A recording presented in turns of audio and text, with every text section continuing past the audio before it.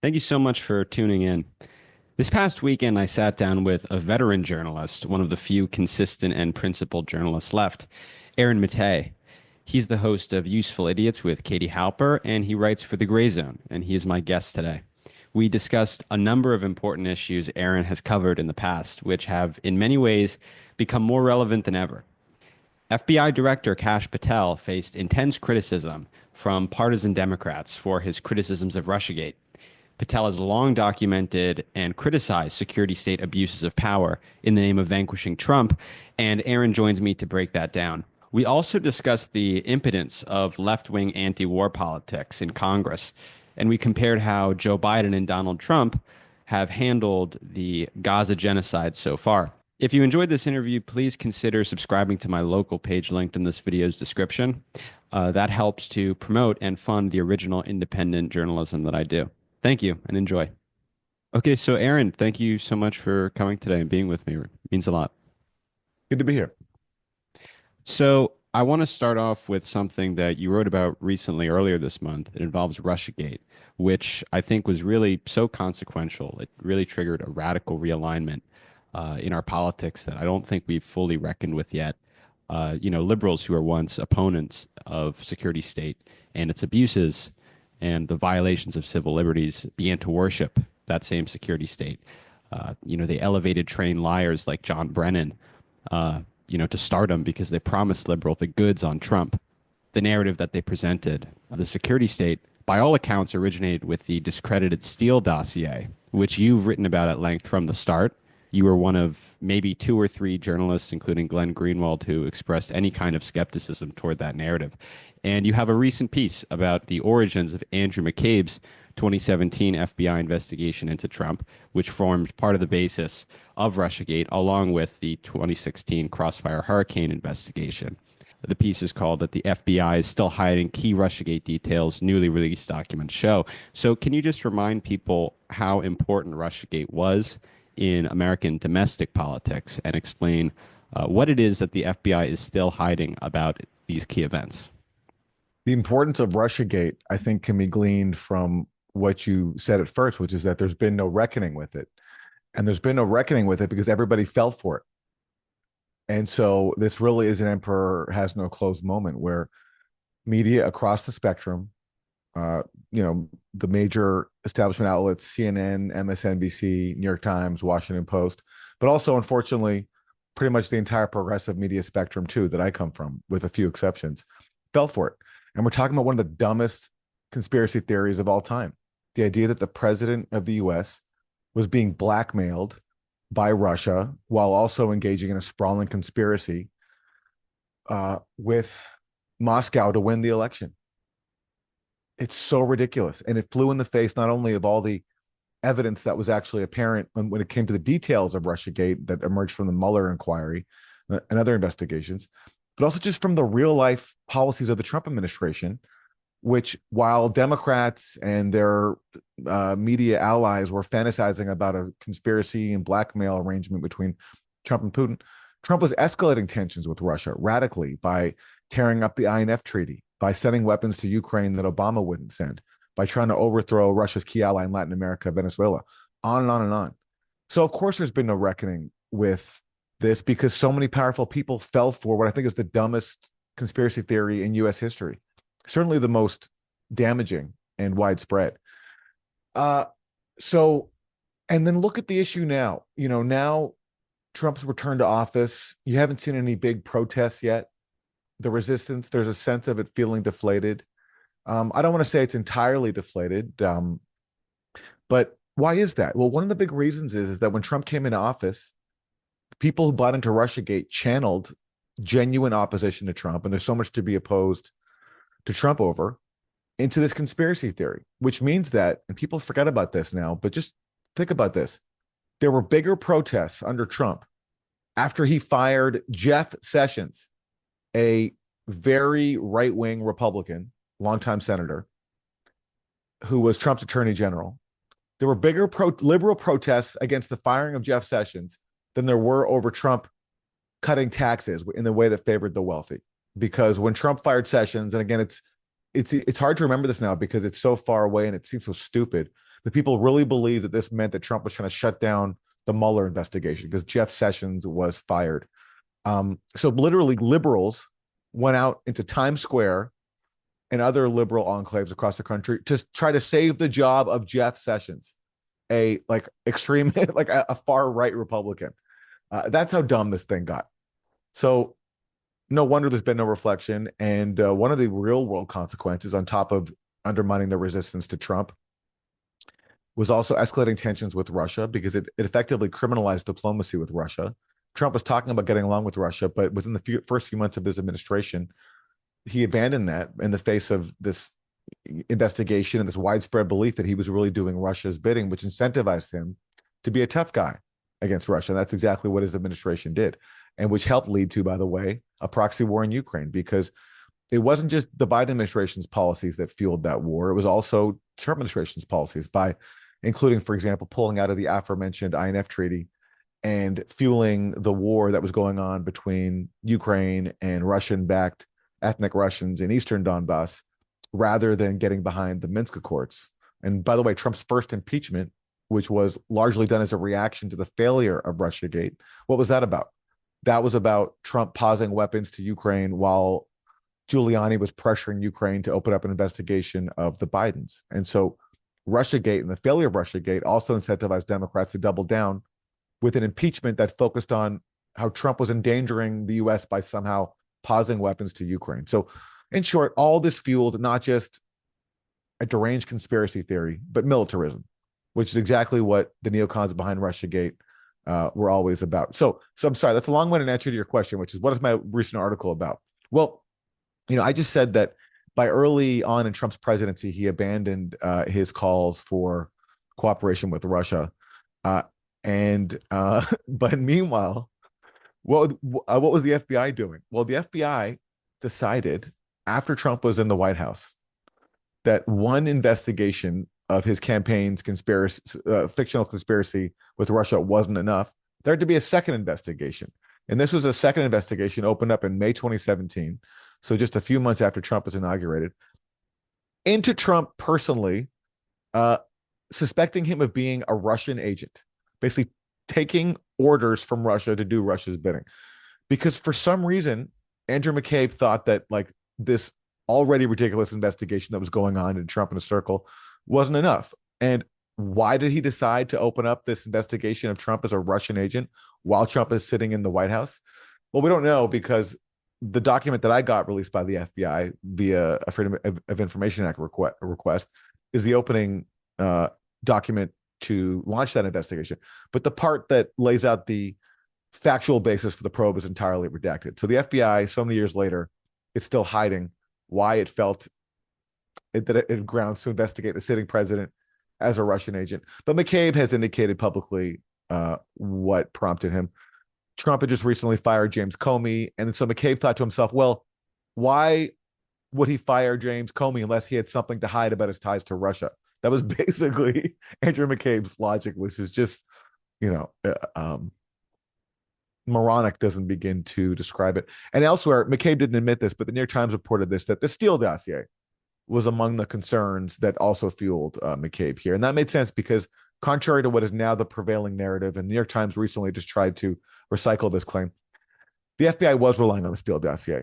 And the Steele dossier played a huge role in the investigation. In fact, I don't think the original Trump-Russia investigation would have gotten launched without the Steele dossier, because the official story, this is what you get from the FBI and the New York Times, was that the Steele dossier had nothing to do with the FBI's decision to open up the original Trump-Russia inquiry, which began on July 31st, 2016. And they say the predicate was only the fact that they got this tip about a low-level Trump campaign volunteer named George Papadopoulos, who suggested some kind of suggestion, I'm quoting, suggested some kind of suggestion that the Russians might be helping Trump. That's it. And that, they say, was their grounds for opening up an investigation of a presidential campaign on suspicion of conspiring with Russia. I'm sorry, that doesn't pass the smell test. What does make sense is that by the time the FBI opened up that investigation, their agents had already received the Steele dossier. Because weeks earlier, in early July 2016, Victoria Nuland, career neocon, major player in the Ukraine coup of 2014, which Trump was not campaigning against, but Trump was certainly saying things on the campaign trail at the time that would roll back that project of using Ukraine for war with Russia. Because one of the things that Trump said back in 2016 was that we don't want to go to we don't want to have World War III with Russia over Ukraine. So Victoria Nuland, not liking what she was hearing from Trump, she basically helped facilitate an FBI agent going to meet with Christopher Steele in early July 2016 and getting a copy of Steele's dossier.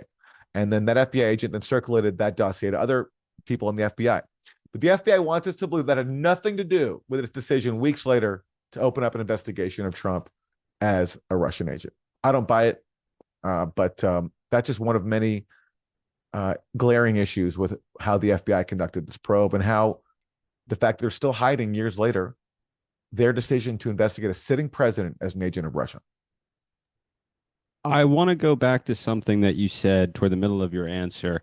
It involves the foreign policy implications of Russiagate. And I think that, Stephen F. Cohen saw all of this coming. He observed in real time how liberals abandoned their skepticism of the intelligence community, instead embraced the security state, blindly parroted its pronouncements about Russiagate and everything else. But he also described how Russiagate had enabled the Russia hawks who wanted to arm Ukraine and long had wanted to for the United States to confront Russia and Putin.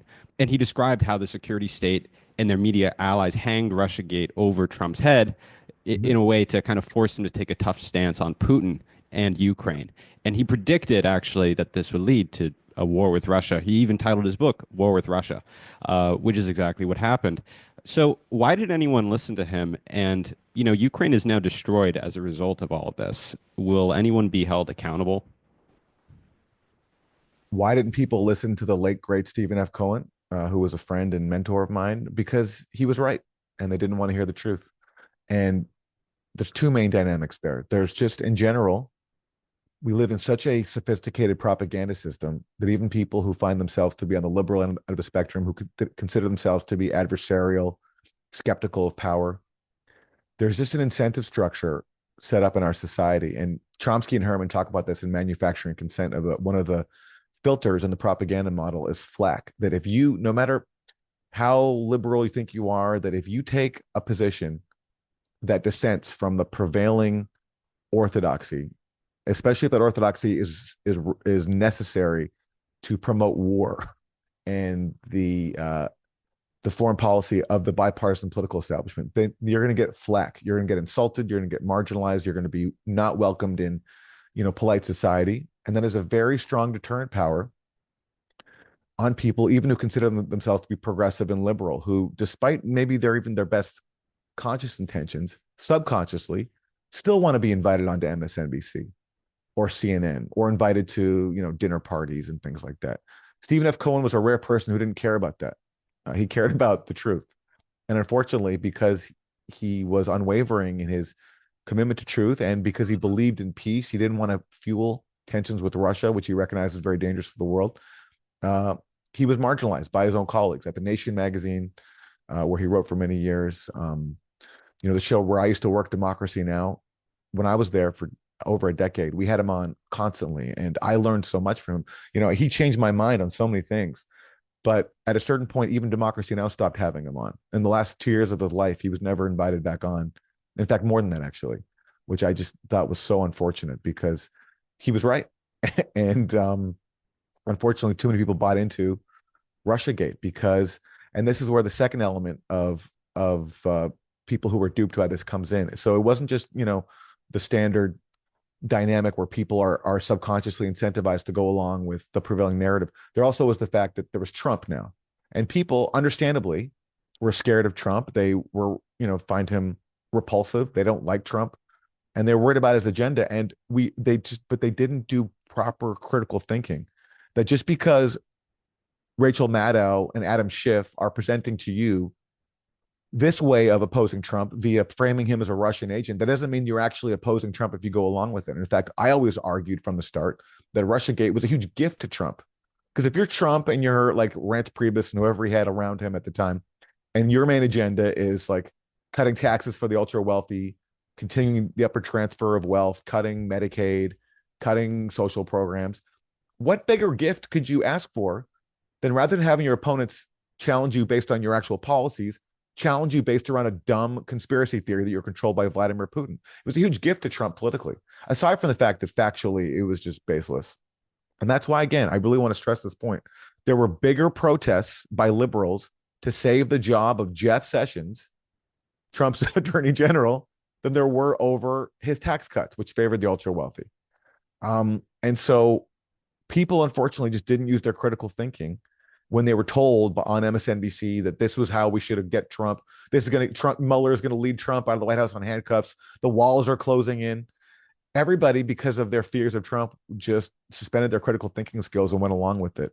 And so that's why Stephen F. Cohen was marginalized. And again, because it's kind of too big to fail, the emperor has no clothes. Everybody was duped by this. Everybody played along with it. As you mentioned earlier, those of us who didn't, you can count on a very it's a very small number of fingers you can count. So no, there won't be any accountability for it. And that's why, because they're just look, has anybody ever apologized for pushing Russiagate, for wasting everyone's time with this? Like all those MSNBC shows that all they covered was nonstop Mueller time, and all the different angles. All these people don't matter anymore. Paul Manafort and all the various Trump campaign associates who in real life, man, did had nothing to do with a Russia conspiracy because there was none. All that wasted time. There will not be any accountability for it. I mean, it was the opposite of accountability. They gave themselves awards for their inaccurate reporting about Russiagate and promoted themselves. But I just have another question. I want to change gears for a minute and talk about what's going on in Israel, which is something that you often cover. You know, every election season, there is a massive effort to discipline the left to make them fall in line with the neoliberal and uninspiring Democratic Party. In 2024 was no exception, but unlike previous years where the left really loyally falls in line, there was a sizable opposition movement within the Democratic Party, and it was because of their support and facilitation of this genocide in Gaza. And so the Democratic Party had a real problem, and so as a result, they sent out really what are kind of their controlled opposition leaders like AOC, someone who now admits she's no longer a radical anti-establishment force. She's a team player. And they were sent out to discipline the left and say, hey, if you vote for Trump, he's going to make this situation, this genocide, even worse. Like a lot of their predictions, none of this has happened yet. Instead, Trump did what Biden refused to do. He put pressure on the Israelis to adopt a ceasefire. And we'll see, what Trump's relationship with Israel will evolve, how it will evolve in the future. But it's certainly true that he's done more at this point than Biden ever did to put pressure on Israel. And so my question is, there were these left liberal types who claimed to be outraged by the Gaza genocide. They voted for Biden anyway, and they inaccurately decreed with such certainty that a vote for Trump was a vote for an even worse genocide. So what do you make of that? Let me start with the most generous, sympathetic interpretation that I can come up with for the actions of people like AOC and Mehdi Hassan, who were trying to berate people into voting for Kamala Harris and saying that Trump would be worse on the issue of Palestine. The most generous interpretation that I could find is that basically they saw that the Democrats under Joe Biden did do things domestically that I think are better for working people and for vulnerable people than Republicans. I think that's true. I think domestically, Democrats are generally better for working people and vulnerable people than Republicans. I mean, look at Trump's agenda. There is the people around him. I don't know what's in his brain, but the people around him openly espouse cutting Medicaid and slashing benefits for working people. Biden, and this was overlooked, I think, did do genuine things that helped working people. There was a lot of investment in building factories and creating manufacturing jobs around the country.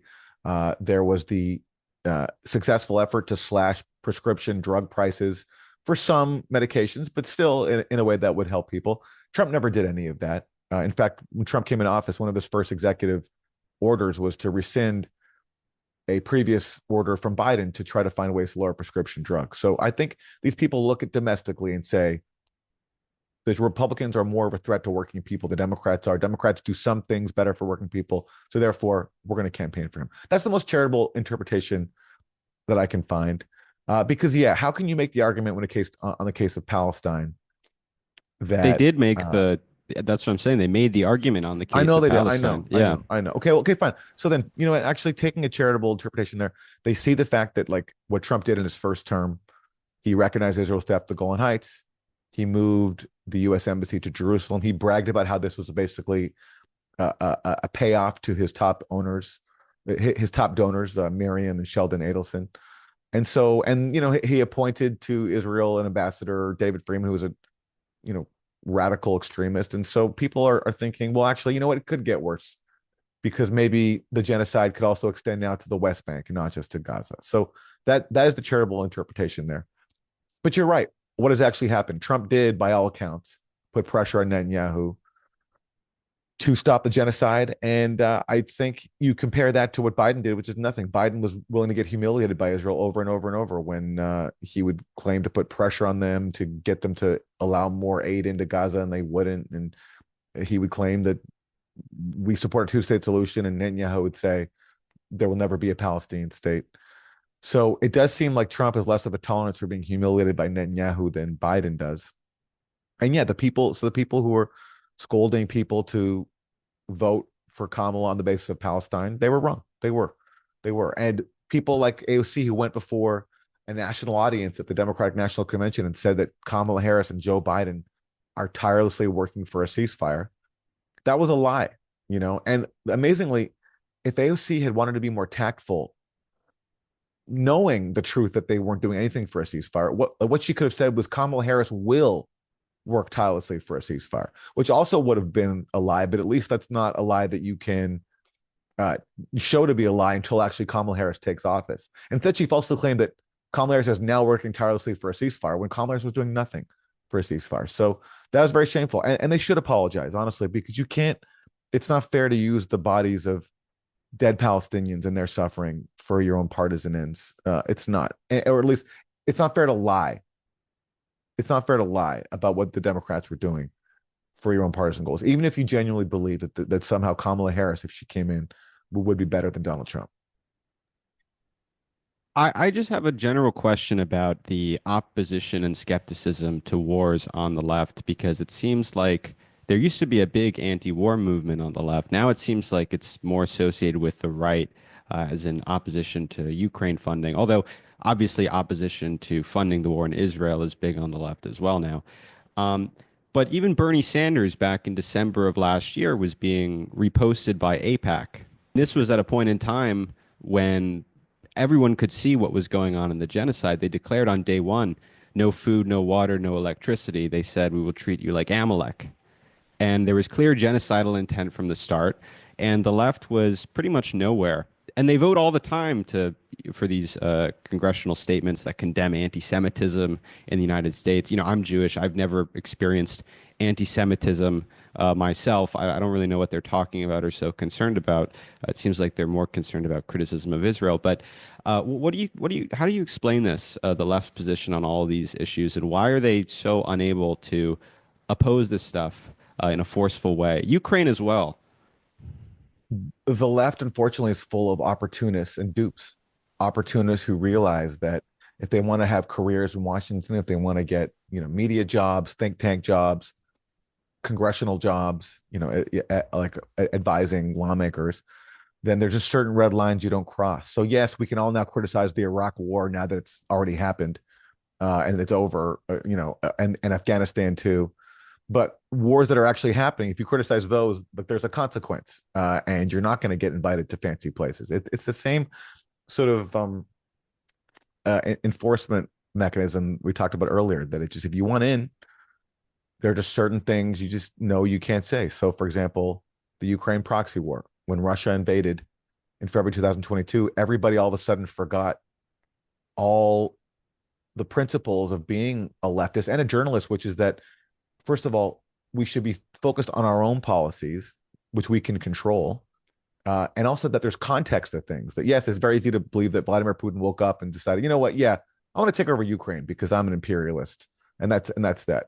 Or we could look at the context that preceded it, which includes the US backing a coup, NATO expansion, the fact that there was a peace accord on the table in 2015 called the Minsk Accords, which could have resolved all this, which The U.S. did everything it could to undermine, and everybody forgot about that. Bernie Sanders, I don't think he knows about it because he just doesn't really care about foreign policy as much as the millionaires and billionaires.